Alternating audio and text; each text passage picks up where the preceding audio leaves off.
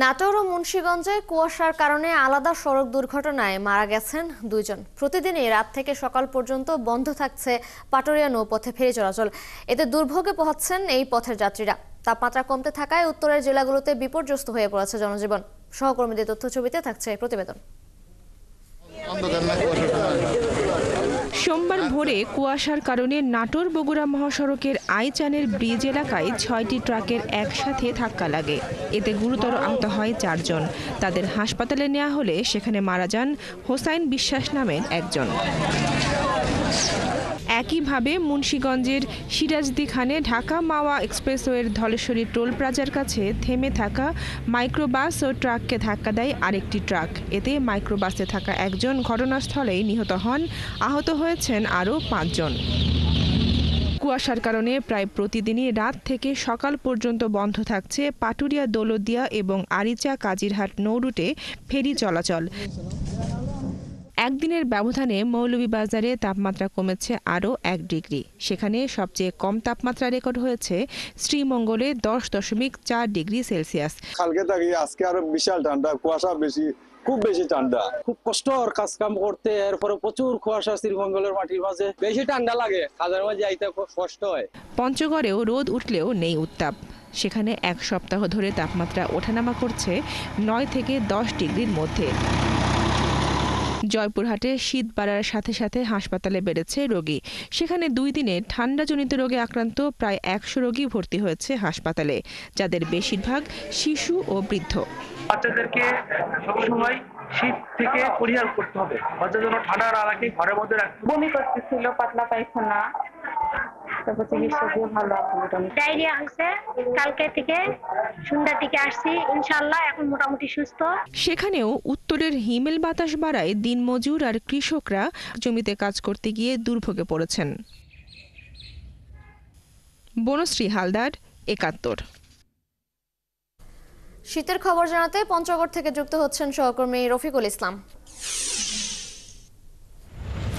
রফিকুল, টানা কয়েকদিন ধরেই তো পঞ্চগড়ের সর্বনিম্ন তাপমাত্রা থাকছে।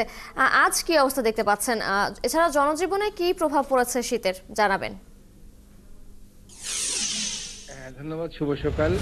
আজকে শুরুতে জানিয়ে রাখি, সকালকার তাপমাত্রা রেকর্ড করা হয়েছে 6টার দিকে, যেটা হলো 9.4 ডিগ্রি সেলসিয়াস, অর্থাৎ মৃদু শৈত্যপ্রবাহ। গতকালকে ছিল কিন্তু 11 অর্থাৎ 11 ডিগ্রি থেকে কিন্তু 9 ডিগ্রিতে নেমে এসেছে। গত পরশু দিনও ছিল কিন্তু আবার 9 ডিগ্রিতে, অর্থাৎ তাপমাত্রা 1-2 ডিগ্রি কিন্তু লাফালাফি করছে। তবে তাপমাত্রা যদিও উঠানামা করছে, তারপরে কিন্তু শীতের মাত্রাটা এখানে সমানভাবেই চলছে, কারণ যেহেতু হিমালয় পাদদেশে অবস্থিত পঞ্চগড় জেলা, ফলে কিন্তু এখানে তাপমাত্রার সাথে তেমন একটা সম্পর্ক নেই। এখানকার শীতেই বলা চলে। বিশেষ করে সন্ধ্যা থেকে ভোর পর্যন্ত এখন কুয়াশা চলছে।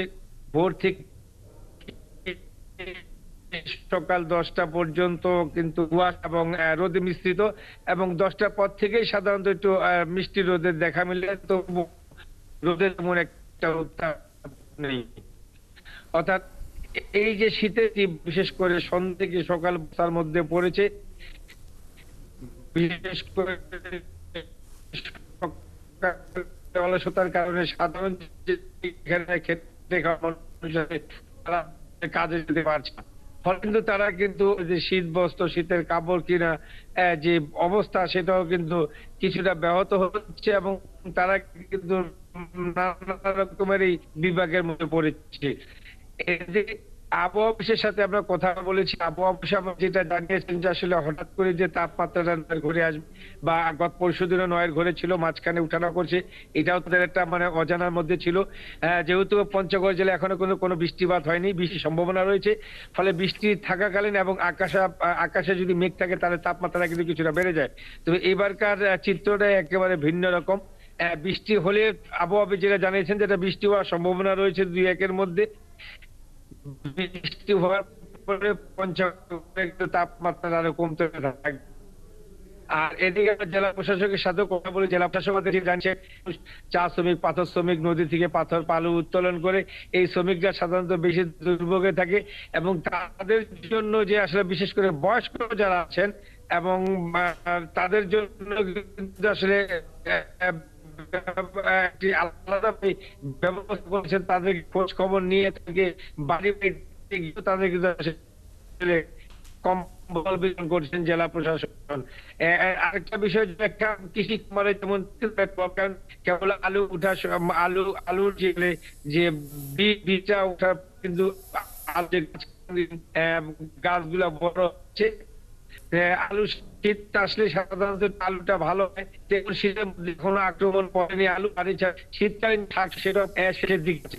কৃষিক্ষেত্রে তেমন কোনো প্রবলেম, তবে হ্যাঁ একটা জিনিস আছে, বড় বীজতলা, সেক্ষেত্রে যে বড় বীজতলা সেটা শ্রমিক কাজ কাম করবে, কৃষকরা কাজ কাম করবে, সেটাও ঠিক মতো কাজ কাম করতে পারতেছে না। বিশেষ করে সকালে যে তীব্র ঠান্ডার কারণে মানুষজন কিন্তু সেভাবে বের না হওয়ার কারণেই সাধারণত সেই কাজগুলো কিন্তু করতে পারছে না।